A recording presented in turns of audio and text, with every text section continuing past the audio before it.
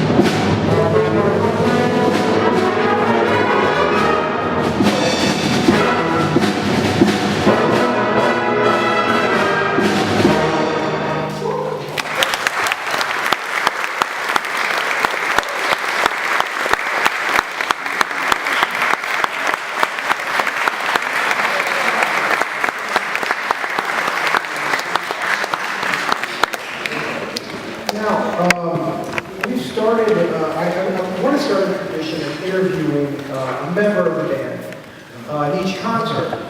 So, for our last concert, we started with our baritone section. Euphoniums or baritones? Euphoniums. Okay, they're the same thing. So, I thought, so last week we had, on our last concert, we had Mr. Bramley, and so now we're going to have Mr. Jim Thacker, if you wouldn't mind coming up, and we'll ask you a couple questions and get to know a little bit about you. So, we give him a round of applause.